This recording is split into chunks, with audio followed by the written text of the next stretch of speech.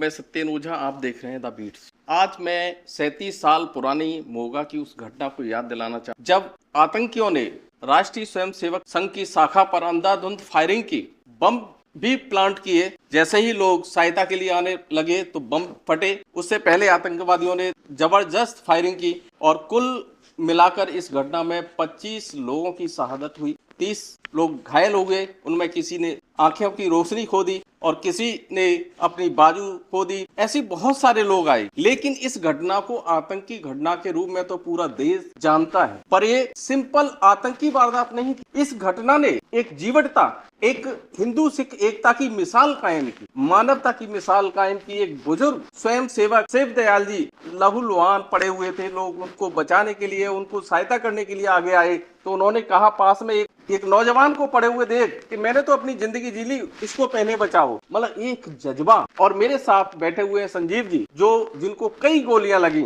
उस समय। डॉक्टरों ने जब ये अस्पताल से डिस्चार्ज हो रहे थे तो डॉक्टरों ने कहा इनके परिवार के लोगों को कि आप यहाँ से ये समझिए कि आप किसी व्यक्ति को नहीं, लाश को ले जा रहे हैं। लेकिन एक जीने का जज्बा था, समाज के प्रति कुछ कर दिखाने का जज्बा था। और आज हमारे सामने बैठे हुए संजीव जी उस घटना के जिनको कई गोलियां लगी थी, किस तरह का माहौल था, बात करते हैं संजीव जी से। संजीव जी, क्या माहौल था उस समय? मैं पहले शुरू से बताता हूँ जी। मैंने जब संघ शुरू किया 29 मार्च 1978 को मैंने संघ में प्रवेश किया। संघ के भगवा ध्वज को प्रणाम किया। वो भगवा ध्वज को प्रणाम करवाने वाले माननीय शिव दयाल जी थे। वो उस समय हमारे संघ के तहसील कार्यवाह थे। जिस दिन ये गोलीकांड हुआ उस दिन मैं कार्यवाह था। लगभग 65 के करीब संख्या थी संघ स्थान पर। उस वक्त जब हम शाखा में गए तो मेरा भी एक दोस्त भी था साथ में, जो उस दिन वहीं पर शहीदी प्राप्त कर गया। लेकिन उसको वो स्वयंसेवक नहीं था, उसने पहले दिन ही ध्वज प्रणाम किया। मेरे दो स्वयंसेवक थे, प्रभज्योत और नीरज।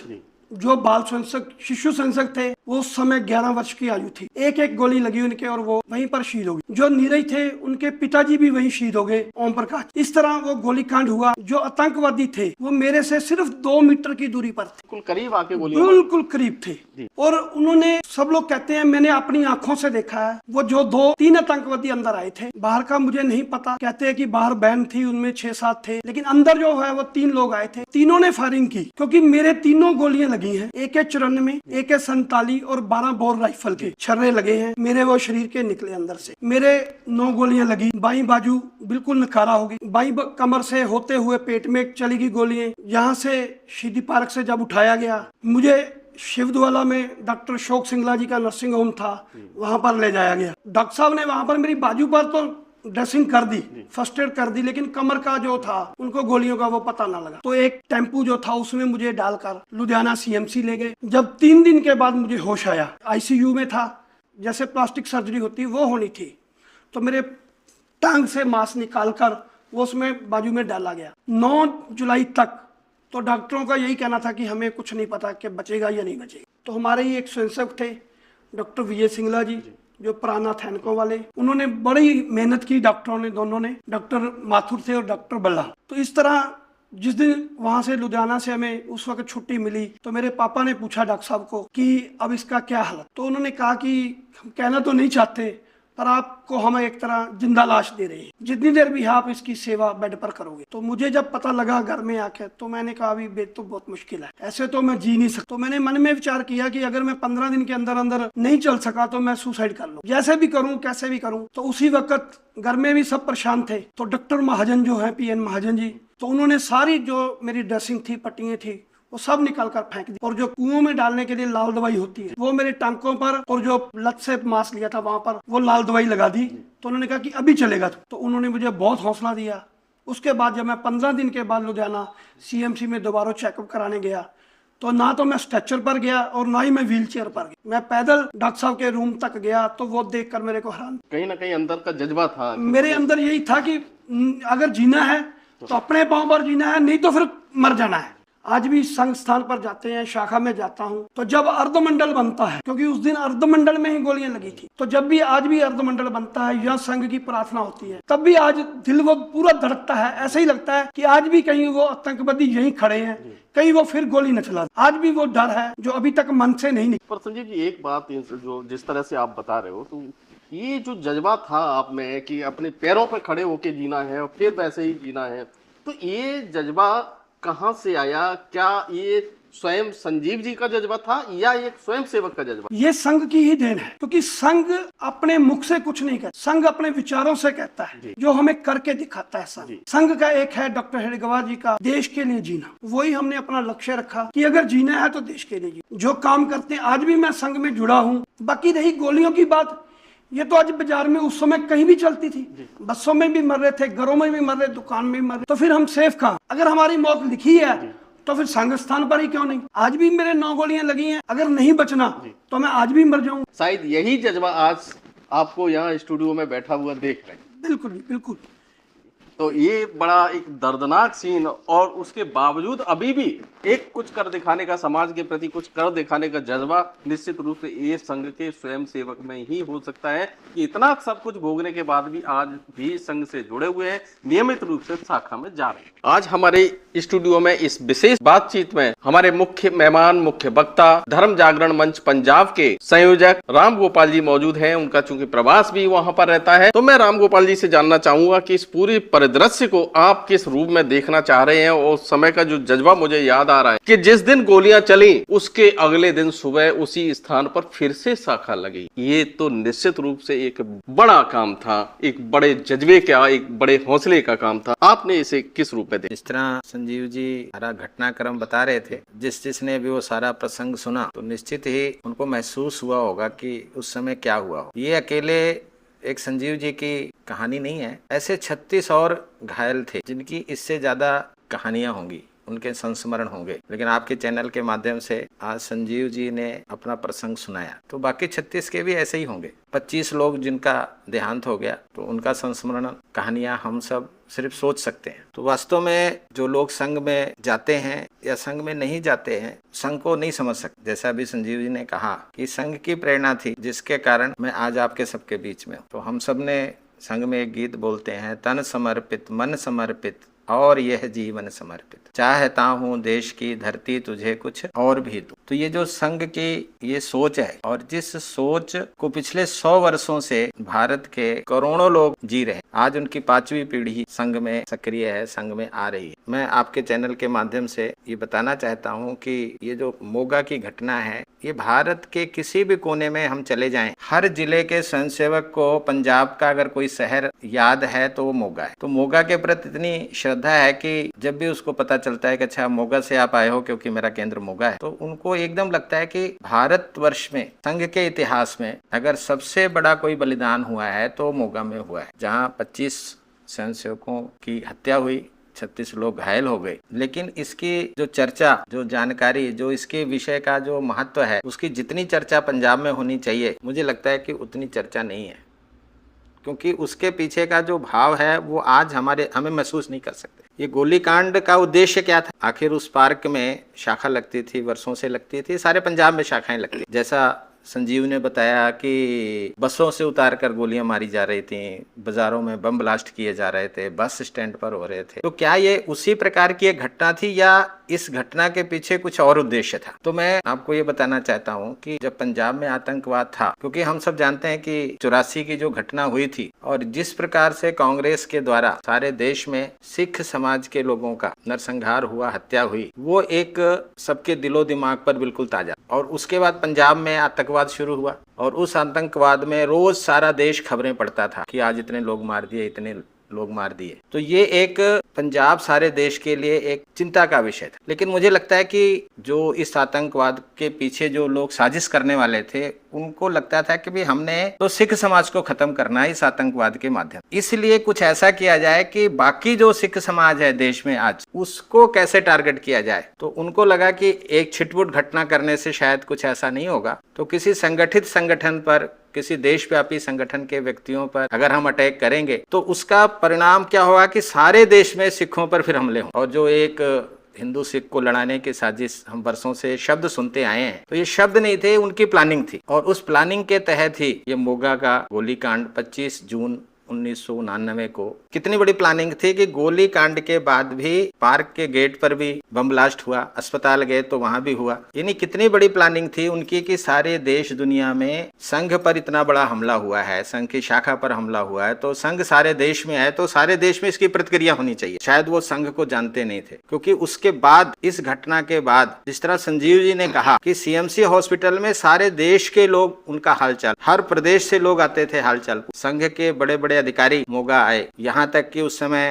अटल बिहारी वाजपेयी जो विपक्ष के नेता थे, जॉर्ज फर्नांडिस, ऐसे सारे देश के जो बड़े बड़े लोग थे वो पंजाब आए, मोगा आए, और उन्होंने मोगा के लोगों की जो ये वीरता थी, जो उनका साहस था, जो उनका धैर्य था, उसकी उन्होंने प्रशंसा की। वो चाहते थे कि सारे देश में हो, लेकिन मुझे ये आपके चैनल के माध्यम से बताते हुए कि भी एक भी घटना इसके विरोध में सारे देश में कहीं नहीं हुई कि कहीं संघ के स्वयंसेवक ने किसी सिख समाज के व्यक्ति को टारगेट किया। तो मुझे लगता है कि एक ये जो बहुत बड़ा फैक्टर जो उनकी साजिश थी, वो सारी साजिश जो है वो बेकार। और इस घटना के बाद यानी 26 जून को फिर सुबह शाखा लगी और आज भी शाखा चल रही है। तो कुछ लोग हैं जो शब्दों से किसी का जवाब देते हैं, कुछ लोग हैं अपने कर्म से उस चीज का जवाब। तो मोगा के स्वयंसेवकों ने अपने कर्म के द्वारा, अपने व्यवहार से उन साजिशों का जवाब दिया जो हिंदू सिख को आपस में लड़ाना चाहते थे, सारे देश में दोबारा 84 दोहराना चाहते थे। रामगोपाल जी, बीच में मैं टोक रहा हूँ क्योंकि जब आपने इस तरह की बात की है तो मुझे याद आ रहा है राजीव गांधी जी का वो बयान, जब वो इंदिरा गांधी जी की हत्या के बाद प्रधानमंत्री बने थे, तब एक बयान उन्होंने दिया था कि जो दंगे, सिख दंगे हुए थे, उस परिप्रेक्ष्य में उन्होंने बयान दिया था कि जब कोई बड़ा पेड़ गिरता है तो धरती हिलती है। क्या 25 स्वयं सेवकों की हत्या एक बड़ी घटना नहीं? क्या किसी प्रधानमंत्री से ज्यादा बड़ी घटना थी? सिर्फ विचारों की बात है कि एक के मन में ये विचार था और दूसरा स्वयं सेवकों ने अपने कर्म के बल पर, अपने राष्ट्र प्रेम के बल पर एक नया संदेश दिया, हिंदू सिख एकता का संदेश दिया। तो वास्तव में आपने बिल्कुल ठीक कहा कि ये मोगा जो है ये हिंदू सिख एकता का एक जीवंत उदाहरण है सारे देश के लिए, सारे पंजाब के लिए और सारी दुनिया के लिए। किस तरह वैचारिक आधार से एक वैचारिक संगठन और एक पार्टी में क्या अंतर है। जब कोई संगठन विचारों को लेकर जीता है तो उसकी प्रतिक्रिया क्या होती है, और किसी सत्ता के लिए कोई पार्टी काम कर रही होती है तो उसका विचार क्या होता है। और मैं एक फिर आपके चैनल से ये बात कहना चाहता हूँ कि जो ये संघ के कार्यकर्ताओं का बलिदान था, उसका जो मैसेज सारे पंजाब में जाना चाहिए था, गांव-गांव में जाना चाहिए था, वो नहीं पहुंच पाया। शायद इसमें मीडिया भी एक कारण हो सकता है, या संघ की उपस्थिति सारे पंजाब में नहीं है इसलिए जा नहीं पाया। लेकिन इसके बावजूद जो ये 25 स्वयंसेवकों के बलिदान जो हुआ, उनके परिवार वाले और जो 36 परिवार घायल हुए थे, 36 लोग स्वयंसेवक बलिदान हुए थे, उनके परिवार वाले उनको भूले नहीं, मोगा के लोग उनको नहीं भूले। और पिछले 37 वर्षों से, 36 वर्ष हो गए, इस बार 37वां आ रहा है, तो 36 वर्षों से लगातार 25 जून को उनकी याद में सारा शहर इकट्ठा होता है, हवन करते हैं, उनको याद करते हैं। और उनकी याद में जो आज शहीदी पार्क है, वहाँ पर अनेक प्रकार के सेवा के काम, कम्युनिटी सेंटर, न्यूरोथेरेपी, सेवा भारती के द्वारा अनेक प्रकार के सेवा के काम, शहीद पीड़ित सहायता समिति जो बनी हुई है उसके द्वारा किए जा रहे हैं, उनको याद रखा जा रहा है। तो कई बार हम ये सुना करते थे कि शहीदों की चिताओं पर लगेंगे हर बरस मेले, वतन पर मिटने वालों का ही नामो निशान होगा। तो ये जो देश समाज के लिए जब बलिदान हो जाते हैं तो उनको समाज याद करता है। और एक बात मैं और बताना चाहता हूँ कि इस घटना के बाद ऐसा लग रहा था कि अगर संघ सुरक्षित नहीं है तो सारा पंजाब सुरक्षित नहीं है, इसलिए भारी मात्रा में पलायन शुरू होगा पंजाब। ये भी उनकी इच्छा थी, क्योंकि लोगों को लगता है कि यार हम अकेले को मार दिया तो कोई बात नहीं, अगर इतने बड़े संगठन के लोगों को मार दिया, कुछ नहीं हुआ, तो फिर डर बढ़ सकता है, पलायन शुरू हो सकता है। तो मैं आपके चैनल के माध्यम से बताना चाहता हूं कि संघ ने पंजाब को बचाने के लिए, देश की एकता और अखंडता के लिए ये निर्णय लिया कि हर प्रदेश से एक एक प्रचारक पंजाब में आएगा और यहाँ संघ का काम करे। हम कल्पना कर सकते हैं जिस समय 5 बजे दुकानें बंद हो जाया करती थी, जगह जगह बम ब्लास्ट हो रहे थे, पंजाब के कुछ लोग यहाँ से पलायन कर रहे थे, उस समय भारत के हर प्रदेश से, चाहे वो आंध्र प्रदेश है, चाहे तमिलनाडु है, चाहे महाराष्ट्र है, आसाम है, उड़ीसा है, वहां से एक एक प्रचारक ने कहा मुझे भेजो, मैं पंजाब में जाके संघ का काम करूंगा। और वो लोग आए, एक ही दिन में सभी प्रांतों से एक एक प्रचारक आए और पंजाब के हर जिले में उन्होंने जा करके वहाँ के समाज को खड़ा किया, साहस बंधाया। उनको लगता था यार केरल से, कश्मीर, कन्याकुमारी से और तमिलनाडु से अगर कोई व्यक्ति आके हमारे शहर में रह सकता है तो हम क्यों शहर छोड़ के जा रहे हैं। उसके वहाँ रहने का परिणाम ये हुआ कि समाज इकट्ठा रहा, पलायन रुका और संघ का काम भी बढ़ा, संघ के साथ लोग जुड़े और अनेकों प्रकार के ये जो 86 से लेकर 96 तक का जो पीरियड था आतंकवाद का, 97 में एक बहुत बड़ा कार्यक्रम लुधियाना में हुआ जिसमें 21,000 से ज़्यादा स्वयंसेवक पूरे गणवेश में गुरु नानक स्टेडियम में इकट्ठे हुए, पैर से पैर मिलाकर उन्होंने संचलन किया। और उस कार्यक्रम में प्रकाश सिंह बादल जो उस समय मुख्यमंत्री थे, गुरचरण सिंह जी टोहड़ा जो SGPC के अध्यक्ष थे और संघ के प्रोफेसर राजेंद्र सिंह रज्जू भैया जो उस समय सरसंघ चालक थे, वो इस कार्यक्रम में आए। और उस कार्यक्रम के बाद सारे देश दुनिया ने देखा कि जिस हिंदू सिख को लड़ाने के लिए, जिस पंजाब को देश से अलग करने के लिए उन्होंने साजिश की थी, आज वो साजिश उनकी टूट गई। सारा पंजाब एक मंच पर आज इकट्ठा है, पैर से पैर मिला के चल रहा है। और ये 10 सालों में जो आतंकवाद हुआ था, जो डर बैठा था, वो ख़त्म हो गया। और हम सब जानते हैं कि 97 के बाद फिर सारा पंजाब जो है वो दूसरी पटरी पर आया। तो मुझे लगता है कि ये जो मोगा की घटना है, इस घटना की जानकारी हर पंजाबी तक पहुंचना चाहिए।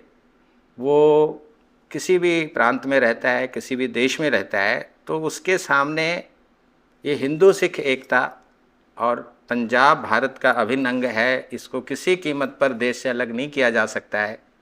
इसके लिए जो बलिदान मोगा के स्वयंसेवकों ने दिया, वो एक सदियों तक इसका एक उदाहरण बना रहेगा और ये विश्वास दिलाता रहेगा कि जब तक इस देश में राष्ट्रीय स्वयंसेवक है, संघ के स्वयंसेवक हैं, देश के किसी भी हिस्से को हम देश से अलग नहीं होने देंगे, देश में गृहयुद्ध नहीं होने देंगे और ये आपसी भाईचारा बना के रखेंगे। तो मोगा का ये शहीदी स्मारक भारत की प्राचीन एकता और अखंडता को प्रकट करता है। तो आपके चैनल के माध्यम से मैं फिर आप सबसे अपील करता हूँ कि आप सब जब भी कभी मोगा आएँ, ये शहीदी स्मारक आएँ, यहाँ देखें और मत्था टेकें उन लोगों को जिन्होंने पंजाब की एकता, अखंडता और पंजाब में आतंकवाद ख़त्म हो, पंजाब फिर खुशहाली की राह पर आगे बढ़े, इसके लिए अपने प्राण न्यौछावर कर दिए। मैं आपके चैनल का धन्यवाद करता हूं कि उन्होंने इस बड़े महत्वपूर्ण विषय पर आज एक सार्थक चर्चा की है। बहुत बहुत धन्यवाद राम गोपाल जी। आज एक बड़ी घटना जो सचमुच बहुत पहले अपने देश के सामने, पंजाब के सामने, नई पीढ़ी के सामने आ जानी चाहिए थी, आज यहाँ इस चर्चा में आकर आपने वो एक संदेश दिया है। हमारी भी पूरी कोशिश होगी पूरी देश में ही नहीं दुनिया में ये बात जाए, ताकि ये जो एक मिसाल मोगा से निकली है उसका अनुकरण हर व्यक्ति करे, तभी देश और समाज एक अच्छा उदाहरण पेश कर सकते हैं, एक समृद्धि की ओर बढ़ सकते हैं, भाईचारे का संदेश पूरी दुनिया को दे सकते हैं। तो ये थी आज की बात। फिर हम किसी ऐसे मुद्दे पर बात करेंगे, तब तक के लिए नमस्कार।